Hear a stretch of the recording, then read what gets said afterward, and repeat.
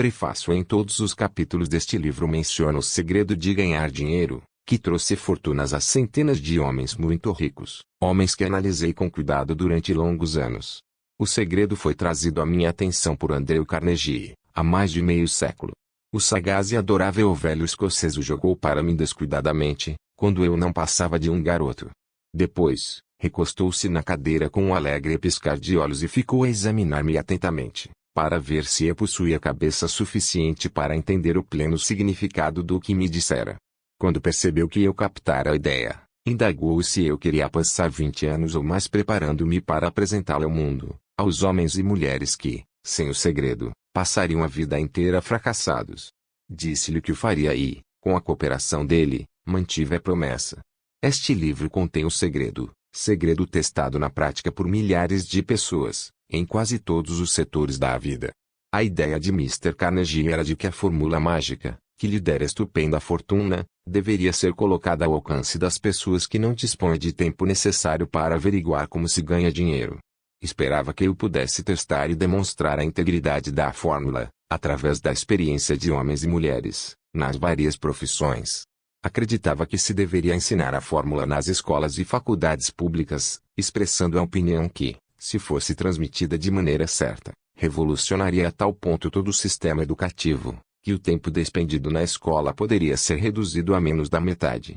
Histórias verídicas provam o poder assombroso do segredo. No capítulo que trata da fé, você lerá a surpreendente história da organização da gigantesca United States Steel Corporation, corporação americana do aço, como foi concebida e realizada por um dos jovens através dos quais Mr. Carnegie provou que sua fórmula agiria para os que se acham prontos para ela. Uma única aplicação do segredo, feita por Charles M. Schwab, deu-lhe enorme fortuna, tanto em dinheiro como em oportunidades. Essa determinada aplicação da fórmula valia, aproximadamente, 600 milhões de dólares. Tais fatos, e são fatos conhecidos de quase todos que conheciam Mr. Carnegie, fornecem-lhe uma ideia justa do que a leitura deste livro lhe poderá proporcionar, desde que você saiba o que quer. O segredo foi revelado a milhares de homens e mulheres, que o aplicaram em seu próprio benefício, como planejara Mr. Carnegie. Alguns arranjaram fortunas com ele. Outros o aplicaram com êxito para criar harmonia em seus lares. Um clérigo usou-o com tal eficácia, que lhe rendeu mais de 75 mil dólares por ano. Arthur Nash, alfaiate de Cincinnati, usou seu negócio quase falido como cobaia para testar a fórmula. Conseguiu reanimá-lo, o que trouxe verdadeira fortuna aos donos. Ainda está florescente, embora Mr. Nash já tenha falecido. A experiência foi de tal modo singular, que jornais e revistas lhe dedicaram mais de $1 milhão de publicidade laudatória.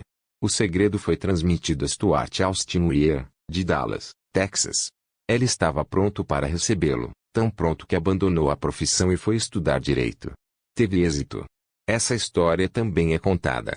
Enquanto trabalhava como gerente de propaganda da LaSalle Extension University, quando a universidade pouco mais era que um nome, tive o privilégio de ver J.G. Chaplin, seu presidente, empregar a fórmula com tal eficácia, que tornou LaSalle uma das maiores escolas populares do país. O segredo a que me refiro foi mencionado nada menos que uma centena de vezes no decorrer deste livro. Não foi diretamente apontado, pois parece agir com mais êxito quando apenas mencionado e deixado à vista, onde os que estão prontos para ir e o estão procurando, possam dele se apossar. Por isso é que Mr. Carnegie jogou para mim tão tranquilamente, sem nomear-lhe especificamente. O segredo fala aos que ouvem. Se você estiver pronto para pô-lo em uso, reconhecerá o segredo pelo menos uma vez em cada capítulo. Gostaria de ter o privilégio de dizer-lhe como saberá quando estiver pronto a recebê-lo, mas isso o privaria de muitos dos benefícios que receberá ao fazer a descoberta a seu modo. Enquanto esse livro estava sendo escrito, meu próprio filho, que então estava concluindo seu último ano da faculdade, pegou o manuscrito do segundo capítulo da obra, o leu, e descobriu o segredo por si mesmo.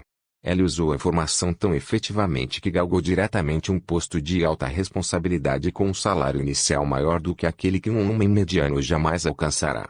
Sua história foi brevemente contada no capítulo 2. Quando você ler o livro, talvez desfaça a impressão que possa ter tido, no início da leitura, de que a obra prometia demais. E, também, se alguma vez já se sentiu deprimido, se já teve dificuldades a vencer que pareciam lhe arrancar a própria alma, se já tentou e fracassou, Se alguma vez já esteve incapacitado por causa de doenças ou aflições físicas, a história da descoberta do meu filho e do uso da fórmula de Carnegie pode vir a ser como o oásis no deserto da esperança perdida, aquele oásis que você estava procurando. O segredo foi muito empregado pelo presidente Woodrow Wilson durante a Primeira Guerra Mundial. Foi transmitido a todos os soldados que lutaram na guerra, cuidadosamente dosado no treinamento que recebiam antes de ir para o fronte. Contou-me o presidente Wilson que ele foi um forte fator na tarefa de angariar os fundos necessários para a guerra. Uma das coisas interessantes a respeito do segredo é que os que uma vez o adquirem e o empregam, se descobrem literalmente arrastados em direção ao sucesso. Se você duvida, estude o nome dos que usaram, sempre que forem mencionados, examine você mesmo o histórico dessas pessoas e convença-se. Não existe nada que não custe alguma coisa. O segredo a que me refiro não pode ser obtido sem um preço, embora este seja bem menos que seu valor. Não pode ser adquirido por preço algum por aqueles que não o procuram intencionalmente. Não pode ser revelado, não pode ser comprado por dinheiro, pela simples razão de que se compõe de duas partes. Uma delas já pertence aos que estão prontos para ela. Serve igualmente bem a todos que estão prontos para ela. Educação nada tem a ver com ela.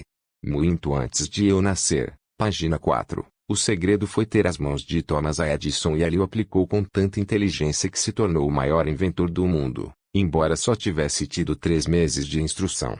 O segredo passou para Edwin C. Barnes, sócio comercial de Edison.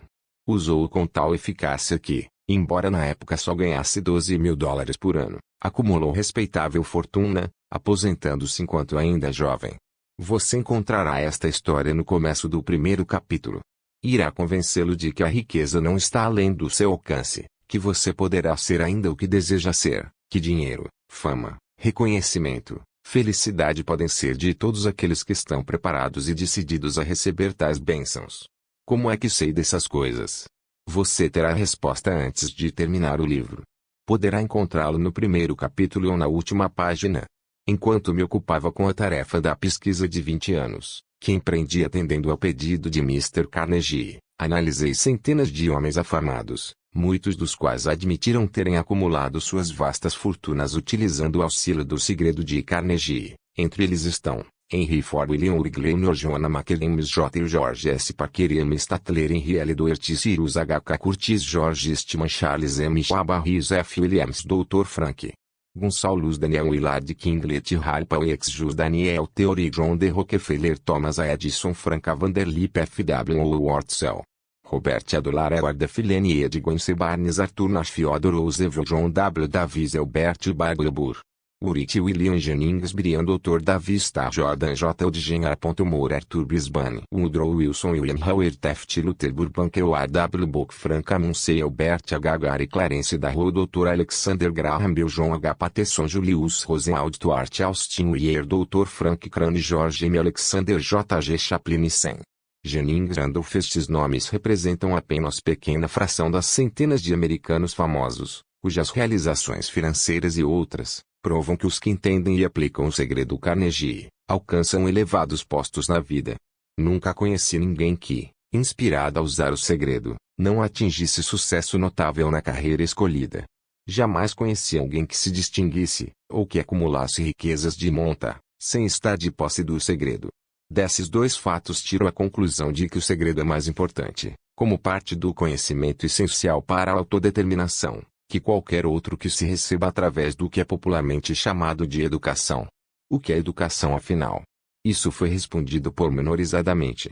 Um momento decisivo em sua vida em algum momento, à medida que você lê, o segredo a que me refiro saltará da página e se colocar ousadamente diante de você, se você estiver pronto para recebê-lo. Assim que aparecer, você o reconhecerá. Quer capte o sinal no primeiro, quer no último capítulo, pare um momento, quando ela se apresentar, e faça um brinde, pois a ocasião assinalará o mais importante ponto de mutação de sua vida. Além disso, lembre-se, no decorrer do livro, que ele trata de fatos e não de ficção, sendo seu propósito transmitir a grande verdade universal pela qual todos os que estiverem preparados, possam aprender não apenas o que fazer, mas como fazê-lo. Receberão também o estímulo necessário para começar. Como palavra final de preparação, antes de iniciar o primeiro capítulo, posso oferecer-lhe uma rápida sugestão, que lhe poderá fornecer a pista para reconhecer o segredo de Carnegie. Eia, toda a realização, toda a riqueza ganha, tem seu início numa ideia. Se você estiver pronto para a revelação do segredo, então você já possui metade dele. Por isso, reconhecerá prontamente a outra metade, no momento em que essa estiver diante de sua mente. Pensamentos são coisas. O poder que prenuncia o sucesso é o poder da mente. Como fazer com que a vida diga sim, em vez de não, aos seus planos e ambições? Na verdade, pensamentos são coisas, e coisas bem poderosas quando se unem a propósitos definidos, persistência e um ardente desejo de serem traduzidos em riquezas ou outros objetos materiais. Há alguns anos, Edwin C. Barnes descobriu quanto é verdade que os homens realmente pensam e enriquecem. A descoberta não se deu de uma vez. Chegou aos poucos, começando com o ardente desejo de se tornar sócio do grande Edison. Uma das características principais desse desejo era o de ser definido. Queria trabalhar com Edison e não para ele. Observe cuidadosamente a descrição de como procedeu para traduzir o desejo em realidade e terá, então, maior compreensão dos princípios que conduzem à riqueza. Quando tal desejo ou impulso passou, pela primeira vez, em sua mente, não se achava ainda em condições de agir. Duas dificuldades se interpunham em seu caminho. Não conhecia Edison, nem podia pagar a passagem de trem para East Orange, em New Jersey. Essas dificuldades teriam sido suficientes para desanimar a maioria dos homens, de fazer qualquer tentativa de levar avante o desejo. Mas o desejo que ali nutria não era um desejo comum. Edison olhou para ele. Apresentou-se no laboratório de Edison, anunciando que viera para fazer negócios com o inventor. Referindo-se ao primeiro encontro Barnes-Edison, disse esse último, anos mais tarde, lá estava ele diante de mim, parecendo um camarada comum, mas havia algo na expressão de seu rosto, que transmitia a impressão de que estava decidido a conseguir o que buscava. Eu aprendera, em longos anos de experiência com os homens, que quando alguém realmente deseja uma coisa tão intensamente, a ponto de arriscar todo o futuro numa simples jogada para consegui-la, não poderá deixar de ser bem-sucedido. Dei-lhe a oportunidade que pedia, porque percebi que resolvera não arredar pé enquanto não obtivesse êxito. Acontecimentos subsequentes comprovaram que não houvera erro. Não podia ter sido a aparência do jovem que lhe garantira a oportunidade no escritório de Edison, pois essa era contra ele. O que contou foi o que ele pensava. Barnes não conseguiu ser sócio de Edison na primeira entrevista.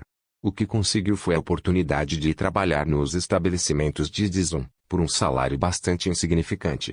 Passaram-se meses. Aparentemente, nada acontecia que aproximasse o ambicionado objetivo que Barnes se impusera como seu principal propósito absoluto. Mas, algo de importante acontecia na mente de Barnes.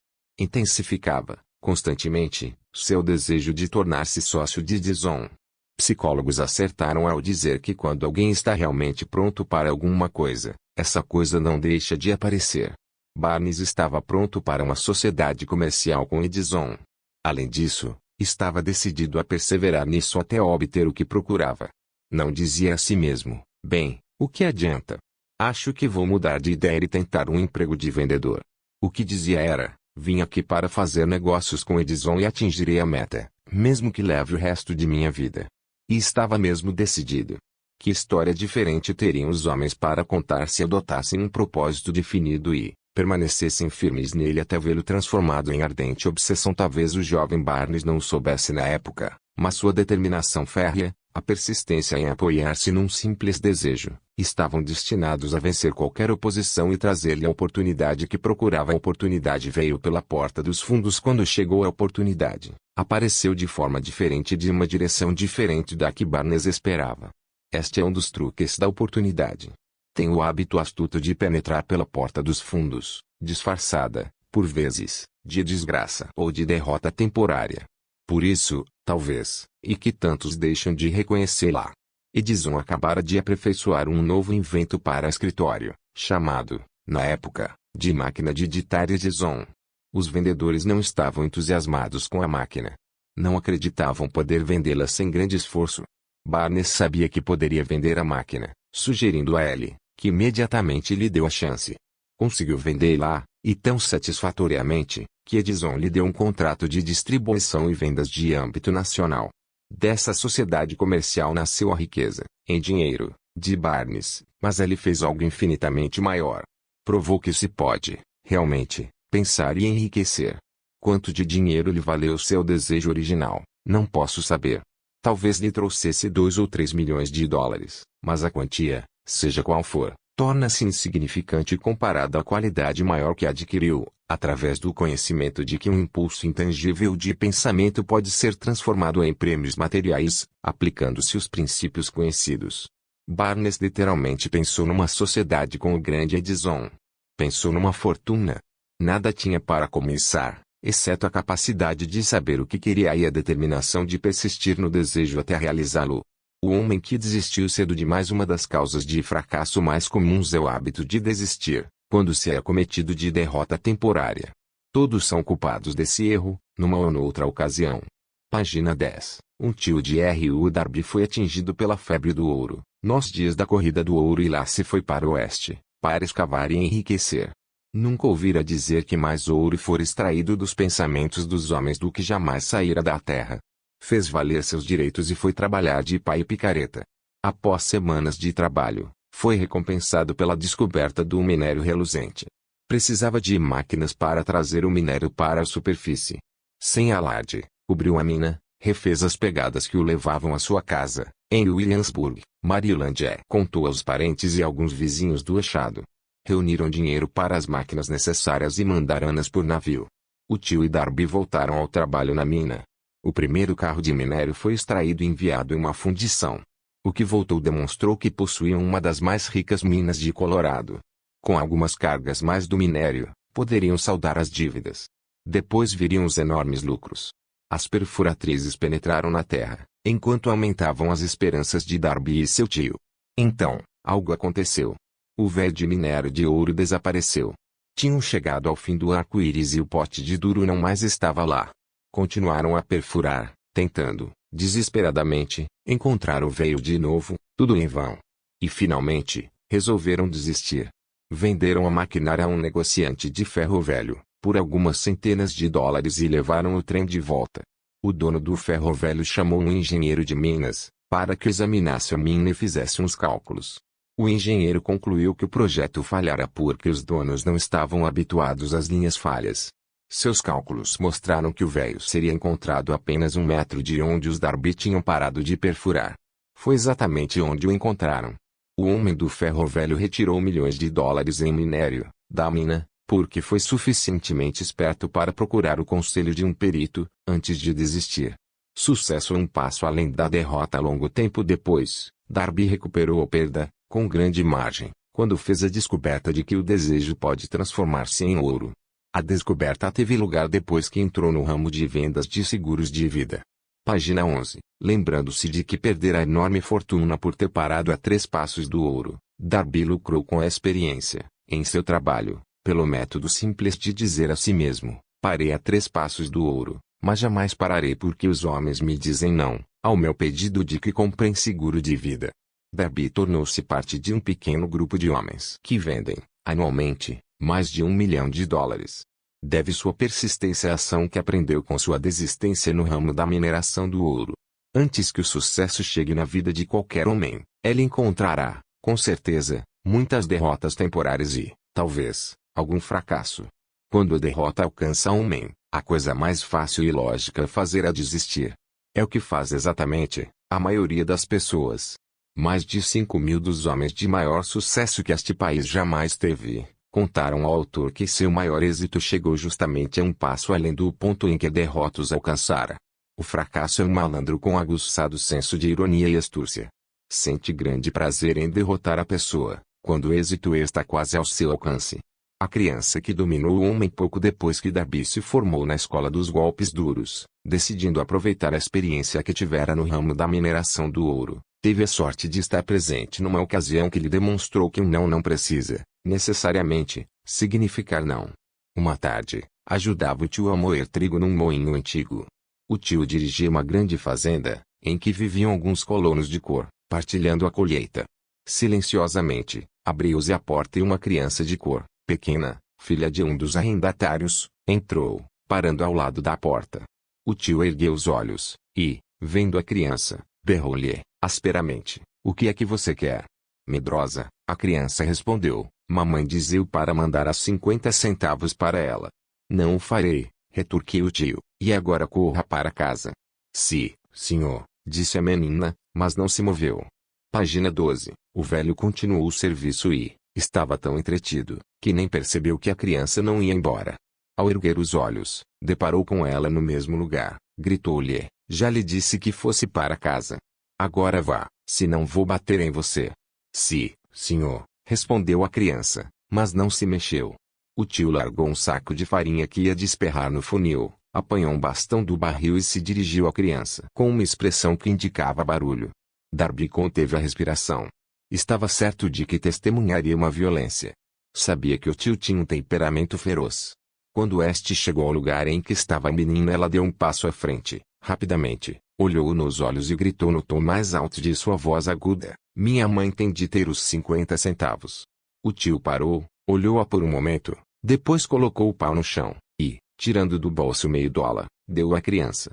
Esta pegou o dinheiro e se afastou, devagar, em direção à porta, sem tirar os olhos, por um minuto sequer, do homem que acabara de dominar. Depois que ela se foi, o tio se sentou numa caixa e ficou a olhar pela janela, para o espaço, por mais de 10 minutos. Refletia, horrorizada, sobre a surra que levara. Darby também raciocinava. Fora a primeira vez, em toda a sua experiência, que vira uma criança de cor dominar uma pessoa adulta branca. Como fizera? O que sucedera ao tio que o fizera perder a ferocidade e se tornar dócil como um cordeiro? Que estranho poder usar a criança, que a tornara dona da situação? Estas e outras perguntas semelhantes passavam pela mente de Darby, mas ele só encontraria a resposta anos mais tarde, quando me contou a história. E, coisa estranha, essa experiência incomum foi contada ao autor no velho moinho, no próprio local em que o tio sofrera a derrota. O sim por trás do não. Enquanto estávamos naquele velho moinho poeirento, Darby repetiu a história da estranha conquista e terminou, indagando, qual a conclusão que tira disso? Que estranho poder usou a criança, a ponto de conseguir vencer tão completamente meu tio. Página 13. A resposta será encontrada nos princípios descritos neste livro. É uma resposta total e completa. Contém pormenores e instruções suficientes para permitir a qualquer um entender e aplicar a mesma força na qual a criança tropeçou acidentalmente. Conserve a mente alerta e observará exatamente o estranho poder que veio salvar a menina. Terá um vislumbre desse poder no capítulo seguinte. Algures, neste livro, encontrar a ideia que aguçara seus poderes receptivos, colocando, sob suas ordens, em seu próprio benefício, o mesmo poder irresistível. A percepção de tal poder pode chegar-lhe no primeiro capítulo, ou perpassar-lhe a mente em algum dos subsequentes. Pode chegar na forma de uma única ideia, ou como um plano ou propósitos. Ou, ainda, pode fazer com que volte às experiências anteriores de derrota, trazendo à superfície alguma lição pela qual poderá recuperar tudo o que perdeu através da derrota. Depois que descrevia Darby o poder inadvertidamente empregado pela criança, ele logo rememorou seus 30 anos de experiência como vendedor de seguros de vida, reconhecendo, com franqueza, que o sucesso alcançado neste ramo, devia e muito, à lição que aprendera com a menina. Darby salientou, todas as vezes que um cliente em potencial tentava levar-me na conversa, sem comprar, eu via aquela criança, parada no velho moinho, os grandes olhos fulgurantes de desafio, e dizia a mim mesmo, tenho de conseguir esta venda. A melhor parte das vendas se processou depois que as pessoas diziam não. Recordou, também, o erro que cometera, ao recuar apenas 3 passos do ouro. Mas, afirmou, aquela experiência não passou de uma benção disfarçada. Ensinou-me a continuar continuando, por mais duro que fosse, lição essa que eu tinha de aprender, antes de poder ter êxito no que quer que fosse. As experiências de Darby eram bastante comuns e simples, mas continham a resposta aos desígnios da vida, portanto, eram-lhe tão importantes quanto a própria vida. Aproveitou as 2 experiências dramáticas porque as analisou, encontrando a lição que ensinavam. Mas o que acontece ao homem que não possui nem tempo, nem vontade de estudar o fracasso, em página 14, busca do conhecimento que pode conduzir ao sucesso. Onde e como aprenderá ele a arte de converter a derrota em trampolins para a oportunidade? Em resposta a essas perguntas, e que este livro foi escrito. Com uma ideia sensata você alcançará sucesso. A resposta exigiu a descrição de 13 princípios, mas lembre-se, ao ler, que a resposta que você procura, as perguntas que o fizeram refletir sobre a singularidade da vida, pode ser encontrada em sua própria mente, por meio de alguma ideia, plano ou propósito, aptos a surgir na mente, durante a leitura. Uma ideia sensata é tudo o que necessitamos para alcançar sucesso. Os princípios descritos neste livro contêm os meios e modos de criar ideias úteis. Antes de prosseguirmos abordando a descrição de tais princípios, acreditamos que você merece receber essa importante sugestão. Quando as riquezas começam a vir, vêm com tal rapidez, em tal abundância, que a gente se pergunta onde se escondiam durante todos aqueles anos estéreis. Esta é uma declaração surpreendente, ainda mais se tomarmos em consideração a crença popular de que a riqueza só vem aos que trabalham duramente e por longo tempo. Quando você começar a pensar em enriquecer, observará que a riqueza começa com um estado de espírito, com decisão e propósito, com trabalho pequeno ou árduo. Você e todos os outros devem estar interessados em saber como se adquire um estado de espírito que atrai riquezas. Eu passei 25 anos pesquisando, porque também quis saber quão ricos os homens se tornam desse modo. Observe atentamente, assim que você dominar os princípios desta filosofia e começar a seguir as instruções para a aplicação daqueles princípios, seu estado financeiro começará a melhorar e tudo que você tocar começará a transformar-se numa vantagem em seu próprio benefício. Impossível. Absolutamente. Uma das principais fraquezas humanas é a familiaridade do homem comum com a palavra impossível. Sabe todas as, página 15, regras que não dão certo. Sabe todas as coisas que não podem ser feitas. Este livro foi escrito para os que procuram as regras que tornam os outros bem-sucedidos e estão dispostos a arriscar tudo nessas regras. O sucesso chega àqueles que têm a consciência do sucesso. O fracasso vem aos que, com indiferença, se tornam cônscios do fracasso. O objetivo deste livro é ajudar aos que procuram aprender a arte de mudar suas atitudes, de fracasso consciente a sucesso consciente. Outra fraqueza, encontrada em gente demais, e o hábito de medir tudo e a todos, por suas próprias impressões e crenças. Algumas pessoas que lerem isto acreditam que não poderão pensar em enriquecer, porque seus hábitos de raciocínio foram calcados na pobreza, necessidade, miséria, fracasso e derrota. Essa gente infeliz lembra-me um chinês proeminente, que foi à América para ser educado no sistema americano. Frequentou a Universidade de Chicago. Um dia, o presidente Harper encontrou o jovem oriental no pátio, parou para bater um papo com ele, durante alguns minutos, terminando por indagar o que é que mais o impressionara como sendo a característica principal do povo americano. Ora, exclamou o estudante, a estranha forma dos olhos. Vocês têm os olhos puxados. O que dizemos nós dos chineses? Recusamos acreditar naquilo que não compreendemos. Cremos, tolamente, que nossas próprias limitações são a medida certa das limitações. Certamente os olhos dos outros estão puxados, porque não são iguais aos nossos. O quero e obterei quando Henry Ford decidiu produzir seu famoso motor V8, quis construir um motor com todos os 8 cilindros colocados num só bloco. Deu aos engenheiros as instruções necessárias para fazer um projeto da máquina. O desenho foi feito no papel, mas os engenheiros concordaram, unanimemente, em que era impossível engastar um motor de 8 cilindros numa só peça. Ford disse, façam-no de qualquer maneira. Mas, replicaram, é impossível. Um poeta percebeu a verdade quando em Lê escreveu estas linhas proféticas. Sou o dono do meu destino, capitão da minha alma. Deveria ter nos informado que se somos donos do nosso destino e capitães da nossa alma é porque temos o poder de controlar nossos pensamentos.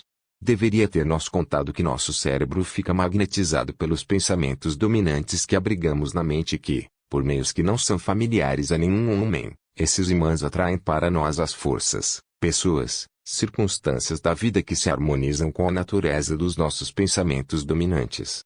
Página 17. Deveria ter nos contado que, antes de podermos acumular riquezas em abundância, devemos imantar nossas mentes com um desejo intenso de riquezas, devemos tornar-nos desejosos de dinheiro, até que esse desejo nos leve a criar planos definidos para adquiri-lo. Mas, sendo poeta e não filósofo, Henley contentou-se em declarar a grande verdade em forma ética, deixando aos que o seguiram a interpretação filosófica de suas linhas. Pouco a pouco a verdade se revelou, até que agora parece certo que os princípios descritos neste livro contêm o segredo do domínio de nosso destino econômico. Um jovem compreende seu destino. Estamos prontos, agora, a examinar o primeiro destes princípios. Mantenha o espírito aberto e lembre-se, ao ler, de que não são invenção de ninguém em particular. Os princípios funcionaram para muitos. Você poderá empregá-los em seu próprio e duradouro benefício. Achará fácil e não difícil fazê-lo. Há alguns anos, fiz o discurso de formatura no Salem College, em Salem, na Virgínia Ocidental.